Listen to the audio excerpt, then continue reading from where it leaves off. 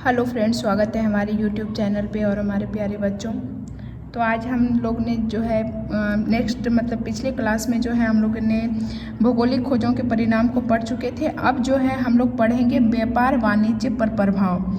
9th का ये कह रहा है कि नए देशों की खोज एवं नए व्यापारिक संपर्कों ने जो है यूरोपीय व्यापार वाणिज्य में क्रांतिकारी परिवर्तन लाए। उपनिवेशों के आर्थिक शोषण से यूरोपीय देश समृद्धि होने लगे। इस प्रगति ने यूरोपीय व्यापार को चरमोत्कर्ष पर पहुंचा दिया। मतलब कह रहा है कि इस प्रगति से जो है यूरोपीय व्यापार को जो है चरमोत्कर्ष पर पहुंचा दिया। फलस्वरूप मुद्रा व्यवस्था का विकास हुआ और हुंडी ऋण पत्र आदि जो है व्यापारिक शाखा का विकास हुआ। व्यापार अपने स्थानीय स्वरूप से विकसित होकर वैश्विक रूप में लाने लगे। मतलब वैश्विक रूप जो है लाने लगा। कह रहा है कि नए देशों की खोज के पूर्व व्यापार मुख्य रूप से जो है भूमध्य सागर और बाल्टिक सागर तक ही सीमित था, परंतु अब इसका स्थान जो है अटलांटिक, हिंद तथा प्रशांत महासागरों ने ले लिया। फलतः पेरिस, लंदन, एम्स्टर्डम, एंटवर्प आदि शहर जो है विश्वव्यापी जो है व्यापार के लिए प्रमुख केंद्र बन गए और यूरोपीय व्यापार पर इटली का एकाधिकार जता रहा। मतलब इसका जो है इस पे यूरोपीय व्यापार का जो है इटली पे जो है एकाधिकार जता रहा। इसके बदले जो है स्पेन, पुर्तगाल, हॉलैंड, इंग्लैंड तथा फ्रांस का भी प्रभाव बढ़ गया।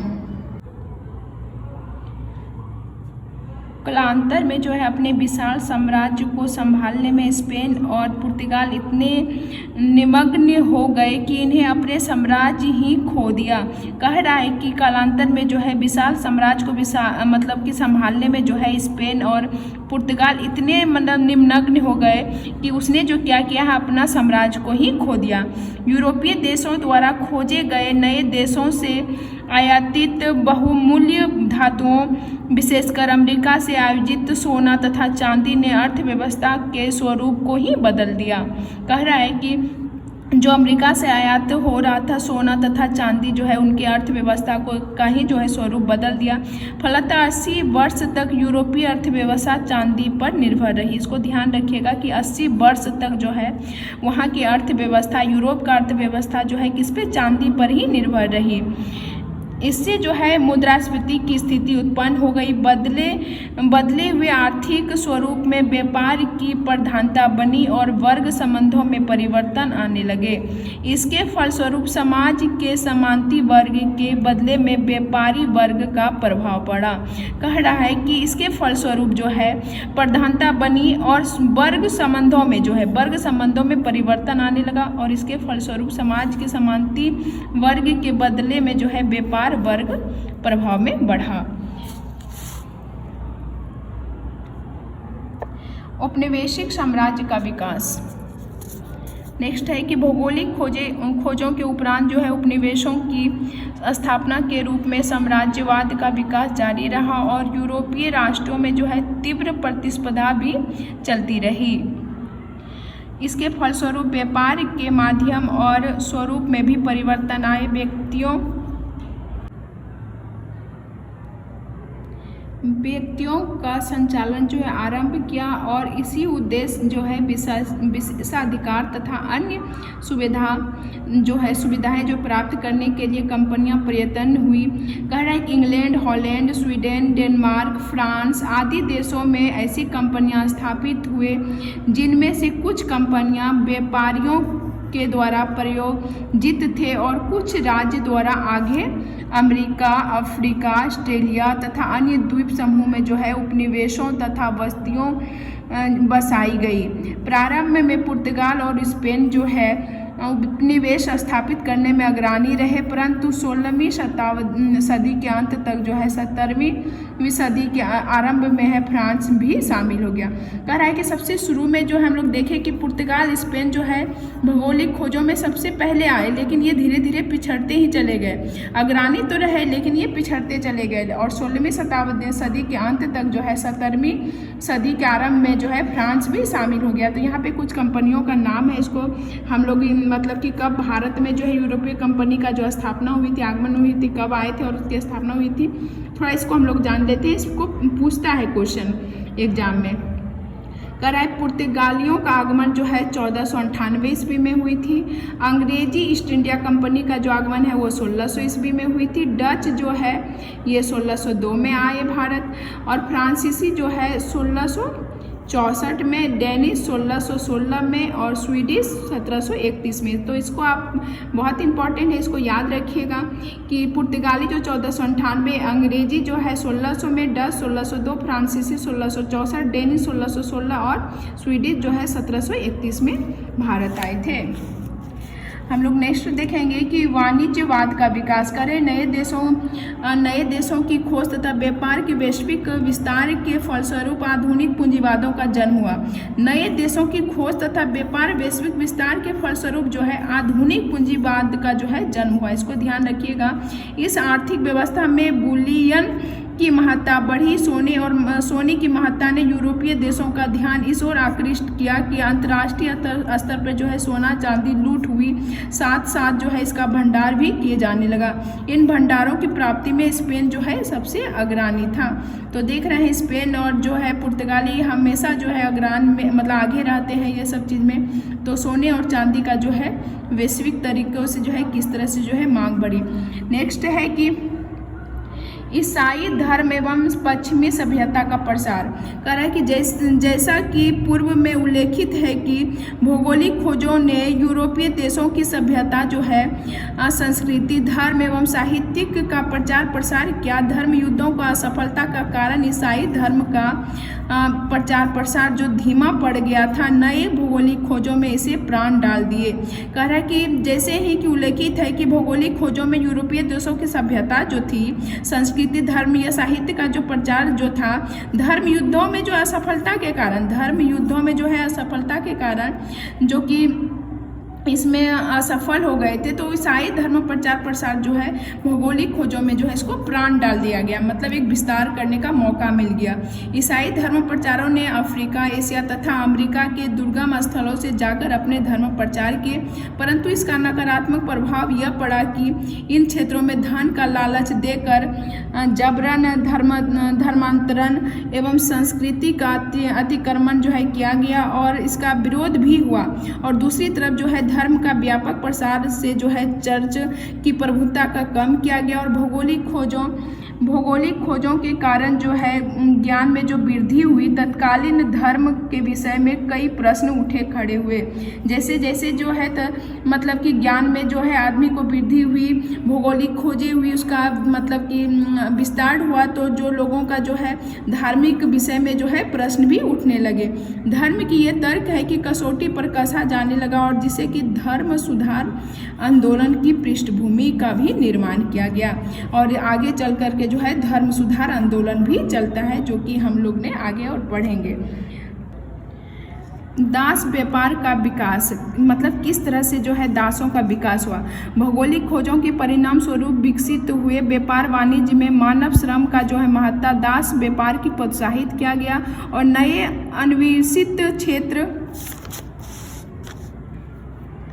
क्षेत्र जैसे अमेरिका, अफ्रीका तथा ऑस्ट्रेलिया के मूल निवासियों को पकड़कर उन्हें यूरोप के बाजारों में बेचे जाना शुरू कर दिया। कह रहा है कि अमेरिका और अफ्रीका, ऑस्ट्रेलिया के मूल निवासियों को, इस मतलब ये निवासियों को जो है विस्थापन कर दिया गया, मतलब वहाँ से हटा करके जो है बेचा गया। अमेरिका, अफ्रीका तथा ऑस्ट्रेलिया के मूल निवासियों को पकड़कर उन्हें यूरोप के बाजारों में बेचा जाना शुरू हुआ और आरंभ में जो है गुलामों का जो व्यापार जो व्यक्तिगत स्तर पर था, किंतु 16वीं शताब्दी के अंत में जो है इसने बाकायदा जो है यूरोप का रूप, मतलब कि इस बाकायदा जो है व्यापार का जो है रूप धारण कर लिया। इन गुलामों से जो है जंगल की काटने, खेती करने, सड़क बनाने, जहाज़ों में ईंधन झोंकने आदि कठिन कार्य करवाए जाते थे। तथा इन पे अमानवीय बर्बर अत्याचार किए जाते थे। मतलब जिसको भी जो है ये लोग खरीद के लाता था उनके साथ जो है अमानवीय मतलब मानव जैसा जो है एक व्यवहार भी नहीं करते थे। इस प्रकार भौगोलिक खोजों का ये नकारात्मक परिणाम था कि इससे तथाकथित सभ्य तथा विकसित लोगों द्वारा अविकसित भोलेपन एवं कमजोर लोगों का जो है शोषण किया। मतलब कि जो गरीब थे मतलब दबे कुचले थे उनकी जो है ये लोगों ने शोषण किया था। नेक्स्ट है कि भ्रांतियों का अंत एवं भौगोलिक ज्ञान में वृद्धि। मतलब किस तरह से जो है भ्रांतियाँ जो कि भ्रामिक रूप से जो है आदमी को करता था उसको जो है ख़त्म करके भौगोलिक ज्ञान में वृद्धि हुई। तो कह रहा है कि भौगोलिक खोजों ने भौगोलिक ज्ञान के संदर्भ में व्यक्ति भ्रांतियों को तोड़ने का कार्य किया। इससे चर्च द्वारा प्रसारित अवधारणाओं पर अंगुली उठाने लगी। कालांतर में यह यूरोप में धर्म सुधार आंदोलन का कारण बना। कह रहा है कि कालांतर में जो है यूरोप में जो है ये क्या बना, धर्म सुधार आंदोलन का एक कारण बना। नए गोलार्ध के आविष्कार से यूरोप की क्षुद्रता और दुनिया की महत्ता का जो है अभूतपूर्व जानकारी ने मनुष्य को जो है नए नए आविष्कारों और रास्ते पे जो खड़ा कर दिया। और इसका संदेश जो है स्पेनिश सिक्के जो कि सामने और भी है, स्पेनिश सिक्के जो कि सामने और भी है, यह स्पष्ट होता है। बढ़े हुए समुद्रिक गतिविधियों ने समुद्री यात्राओं में जो है उपयोगी विभिन्न उपकरण यथा नक्शे, कंपास, मतलब नक्षत्र प्रणाली आदि का विकास होने के अवसर प्रदान किया। इससे संबंधित विद्वानों एवं पेशावर वैज्ञानिकों के वर्ग का जन्म हुआ। कालांतर में इस वर्ग ने जो है पुनर्जागरण में महत्वपूर्ण भूमिका अदा की। तो देखिए क्या क्या चीज़ जो है मतलब कि भौगोलिक में वृद्धि हुई, मतलब जो खोजी गई, मतलब नक्शा, कंपास, नक्षत्र प्रणाली, ये सब जो है ये सब की खोज हुई। और लास्ट में है कि अन्य परिणाम क्या था कि भौगोलिक खोजों से विभिन्न प्रकार के नवीन फसलों का अंतर महाद्वीपीय आदान प्रदान हुआ। जैसे यूरोप में कहवा, चाय, गन्ना, मक्का, आलू, तंबाकू, नील आदि नवीन वस्तुओं का प्रवेश हुआ।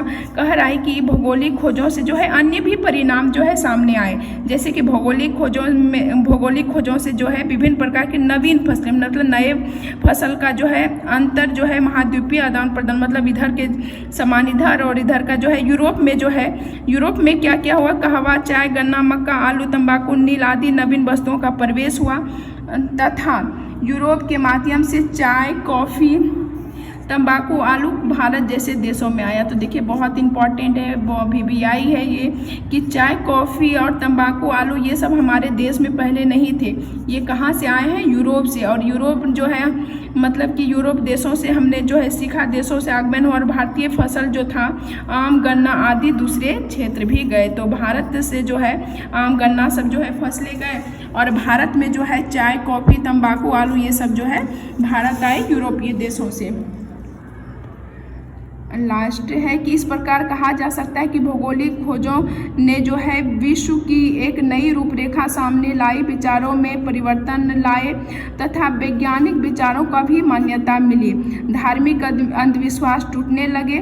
दूसरे तरफ जो है नए क्षेत्रों के अन्वेषण तथा नवीन मार्गों का खोज स्वरूप जो है फलस्वरूप पूंजीवाद, वाणिज्य और साम्राज्यवाद का विकास हुआ। इससे दुनिया का यूरोपीयकरण कर दिया।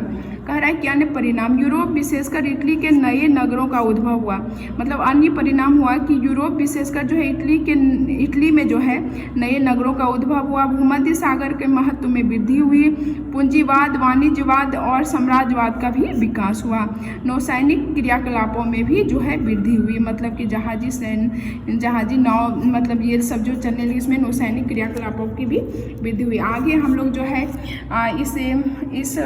इसका जो है क्वेश्चन आंसर थोड़ा दिया हुआ है कि वास्को डी गामा कहाँ के यात्री थे, तो ये पुर्तगाली के थे। यूरोप वासियों दिशा सूचक यंत्र का प्रयोग किससे सीखा था, तो अरबों से सीखा था। उत्तम महासागरीय का खोज किसने किया है, तो डियाज बार्थोलोमेव। अमेरिका की खोज किस वर्ष हुई थी, 1492 में। कुस्तुनतुनिया का पतन कब हुआ था, तो 1453 में। विश्व में चक्कर किस यात्री ने सर्वप्रथम लगाया था, तो मैगलन ने। और भी इस पे हम लोग क्वेश्चन आंसर करेंगे। आज यहीं तक रहने दीजिए। Okay, bye, good.